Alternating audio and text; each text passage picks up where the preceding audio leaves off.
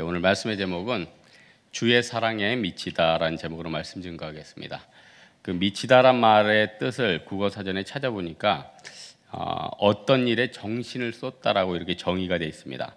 그러니까 어떻게 보면 미치다에는 나쁜 의미도 있지만은 이렇게 긍정적인 이유, 어떤 긍정적인 의미가 담겨져 있다는 겁니다.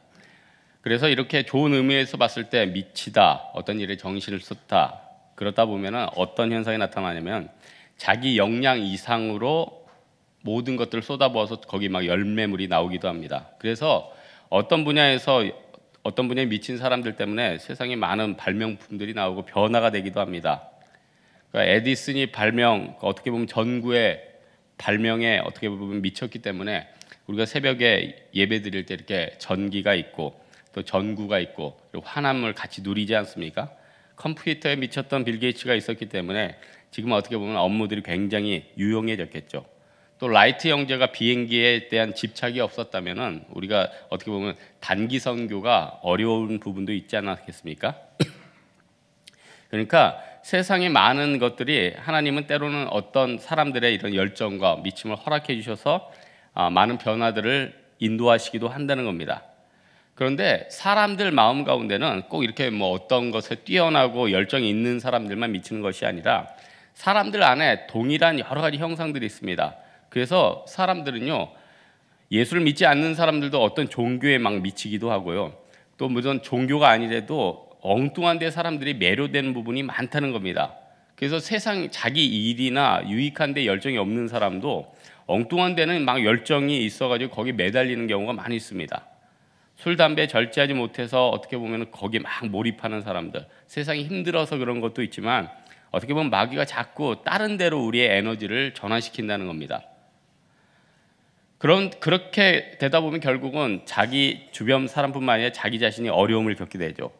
그래서 주님께서는 우리 자꾸 사랑하는 성도들에게 예수께 미치게 또 신앙에 미치도록 잘 이끌어 주신다는 겁니다.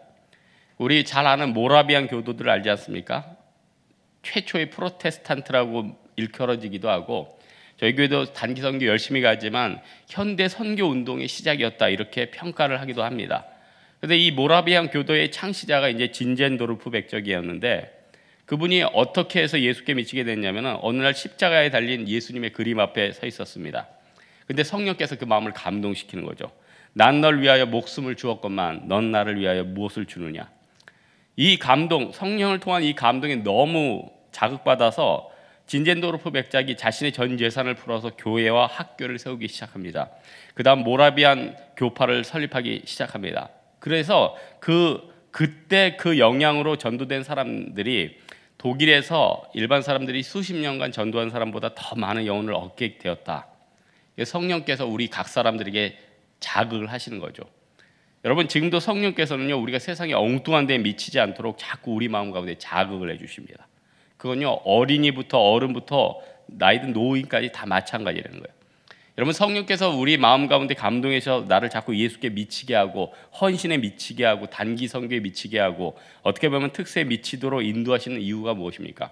나의 그 작은 미침을 통해서 놀라운 일들을 일으키기 위해서. 신약에 보면 오병이의 기적이 나오지 않습니까? 근데 여러분 생각해 보십시오. 이 어린이가 부모의 손에 이끌려 왔든지 아니면은 또 부모가 밀어서 야 예수님 앞에 오병이어 드려라 이렇게 얘기했을지 우리는 잘 모르겠죠. 하지만 성령께서 그 어린애의 마음을 감동시켜서 그 어린이에게 이렇게 따라올 수 있는 마음과 또 예수님 앞에 직접 나아가서 드릴 수 있는 거 성령께서 다 주관하시는 거 아닙니까?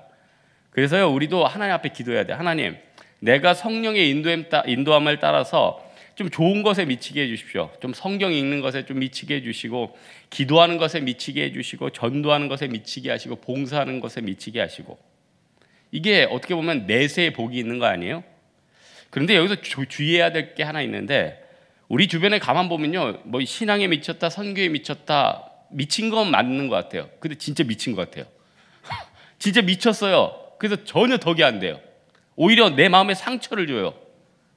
저 사람 미쳤다고 열심히 하는데 내 마음 가운데 분노가 있다니까요. 왜 그럴까요? 잘 생각해 봐요. 주님께서는 여기에 대해서 분명한 기준이 있어요. 그 마음 가운데 주님께서는 우리의 중심을 보시는 거예요. 중심. 내가 이웃을 살리기 위해서, 내가 정말 다른 사람들의 덕을 세우기 위해서 미치면요, 미치는 것도 진짜 표현이 드러나지 않으면서 제대로 미치게 됩니다. 그런데 어떤 사람은 내면은 미치지 않은데 겉만 미치게 됐다는 거예요. 가장 대표적인 게 율법에 미친 바리새인들 아니에요? 여러분, 율법을 연구한다는 자체가 얼마나 귀한 거예요. 그런데요, 그 목적이 무엇입니까? 다른 사람들을 갖다 율법에 대해서 자랑하는 거예요. 자기 자신의 공로를 쌓는 거예요. 다른 사람과 나를 비교하기 위한 거예요. 그러다 보니까 그 율법이 어떻게 보면 진짜 많은 사람들을 정죄하고 죽이지 않습니까? 그래서요, 하나님께서는 성령을 통해서 바울에게 율법에 미쳤던 표면적인 그 관심을 내면적인 관심, 또 예수 그리스도 십자가, 이걸로 완전히 트랜스퍼 시켜 주셨다는 거예요. 여러분, 바울이 이렇게 예수에 미치게 됐던 거, 율법에서 변화됐다는 것을 살펴보기 위해서는요, 약간 배경을 알 필요가 있는 것 같습니다. 예수님 당시 유대 사회를 움직였던 두 가지 그룹은 우리가 잘 알다시피 사두개인들하고 바리새인들이었어요. 그런데 이 바리새인 파들이 좀 많이 영향력이 더 컸어요. 왜냐? 사두개인들은 오히려 신분으로는 더 위에요. 왜냐하면 귀족들이나 상류계층이었어요. 하지만은 바리새인들은요, 중산층이 많았고 상업에 종사하는 사람들이 많았어요. 수는 바리새인들이 훨씬 많았기 때문에 어떻게 보면 사두개인보다 층은 조금 낮지만 영향력은 더 많았다는 겁니다. 이걸 어떻게 비유하면 좋을까 생각해 봤더니 영국하고 미국 정도로 비유하면 이해가 좀 쉬울 것 같습니다. 영국은요, 현재 미국보다 규모는 작아도 그 마음에 어떤 마음이 있습니까? 우리는 본뿌리야. 자부심과 귀족적인 자부심이 있어요. 미국은요, 어떻게 보면은 역사는 짧아요. 하지만은 힘이 있어요. 왜냐? 나라 캐파 규모가 크고요, 전 세계에 경제적으로는 여러 가지 영향력을 많이 준다는 것입니다. 그러니까 이거를 어떻게 보면 잘 비유하면은, 그 규모가 작았지만 귀족적인 건 사두개인, 중산층이지만 실질적으로 규모가 컸고 영향력을 크게 끼친 것은 미국인, 바리새인, 이런 정도로 규모나 분위기를 좀 이해하면 좀 쉬울 것 같습니다. 그런데 이제 중산층의 이 바리새인들은 어떻게 보면 영향력이나 힘은 컸지만은 아무래도 학자들 쪽에서 밀릴 거 아니에요. 서기관들이 좀 어떻게 보면 더 많이 공부했고, 그러다 보니까 자기들이 율법의 해석 문제에 대해서는 좀 여기서 사람들을 키우자, 그래서 공부를 시키고 집중적으로 쏟아붓는 것들이 서기관들입니다. 그러니까 사도 바울은 이 바리새인 중에서도 이 서기관이 되기를 바랬다는 거예요. 그래서 그 부모가 어땠습니까? 사도 바울이 이 가말리알 문화에 들어가서 법률 학자로 유명한 사람으로 커기를 바랐다는 겁니다. 그러니까 이미 그 학교에 들어갔다는 자체가 바울 가문에는 영광이고 바울에게는 충분히 자랑할 만한 가치가 되는 거죠. 그리고 다른 사람들에게 얘기할 수 있는 충분한 역량이 된다는 겁니다. 그런데 이렇게 좋은 곳에 들어가고 다른 사람들도 자타가 다 인정하는데 이제 와서 어떻게 얘기합니까? 이 모든 것을 배설물로 여기게 됐다. 여러분, 사도 바울이 왜 바뀌었습니까? 내가 하는 지식에서 끝내고 내가 다른 사람보다 열정 있는 것처럼 미친 것처럼 뛰는 것이 결국 다른 사람들에게 도움을 주지 않고 오히려 정죄를 준다는 거예요. 여러분, 우리가 진정으로 예수 앞에 미치면요, 내가 완전히 낮아집니다. 내가 하는 말, 내가 하는 기도 소리, 내가 하는 모든 것들이 다른 사람들에게 어떻게 비칠지도 생각하게 된다는 거예요. 그래서요, 진짜 미치게 되면요, 다른 사람 생각하게 됩니다. 내가 깨지게 된다는 겁니다. 여러분, 사실 우리가 모두 신앙생활하면서 다 두려움도 있습니다. 왜? 아직 내가 잃어버릴 게 너무 많은 겁니다. 그런데요, 하나님께서 성령을 통해서 나에게 온전히 깨주면 어떻게 됩니까? 이제 천수답이다. 천수답이 뭡니까? 하늘에서 비를 주면 농사를 질 수 있고 비를 안 주면 농사 못 짓는 게 천수답이죠. 그러니까 하나님 앞에 어떻게 됩니까? 내가 심지어 다른 사람들에게 보여지는 거, 다른 사람에게 헌신하는 거, 그런 거 다 신경 안 씁니다. 오히려 모든 것은 배설물이에요. 오히려 자기를 감춰요. 여러분, 자기를 드러내는 것이 어떻게 보면 우리에게 해가 되는 경우가 참 많아요. 제가 옛날에 어떤 성도 중에 굉장히 부자분이 그런 얘기 하더라고요. 자기를 드러내는 게 결국 자기를 다치는 것이더라고. 자기가 오히려 어려워지는 게 되더라고. 그래서 자기 아들이 자꾸 학교에서 자랑하니까 그랬대요. 야, 우리 가족을 노출시키지 마라. 다 어려워진다. 여러분, 우리가 가진 역량이나 이런 거 다 십자가 안에 다 묻어두십시오. 내가 가진 작은 것들 자랑하지 마십시오. 왜냐하면요, 이게 겸손해서 그런 게 아니라 그게 우리를 인생을 피곤하게 만드는 거예요. 그리고 진짜 지혜 있는 사람은 어떻습니까? 우리 모든 것을 역량을 하늘나라에 투자해서 오히려 그 안에서 영적인 유익을, 영원한 유익을 거둔다는 거예요. 그래서 사도 바울이 논증할 때 어떻게 해야 됩니까? 사도행전 26절 보니까 베스도 앞에서 뭐 율법을 얘기하고 자기 가말리알 문화, 우리 가말리알 선생 내가 잘 안다 이런 얘기 안 합니다. 당신 예수 믿으시오. 이 모습을 보면 베스도가 사도행전 26장 24절에 어떻게 외칩니까?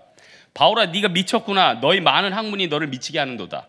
베스도도 사도 바울이 말을 안 해도 그가 학문이 높은 사람인지 안 되는 겁니다. 식자친 걸 안 되는 거예요. 하지만은 그가 진짜 변화된 근원이 예수가 아니라 학문이라고 이렇게 부인하고 싶은 것 아닙니까?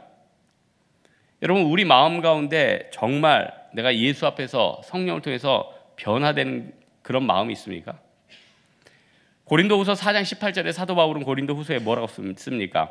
우리가 주목하는 것은 보이는 것이 아니요 보이지 않는 것이니 보이는 것은 잠깐이요 보이지 않는 것은 영원함이라. 바울은 그 가치를 깨닫게 되자 좋은 것으로 미치게 됐다는 겁니다. 그래서 5장 13절에 어떻게 됩니까? 우리가 만일 미쳤어도 하나님을 위한 것이요.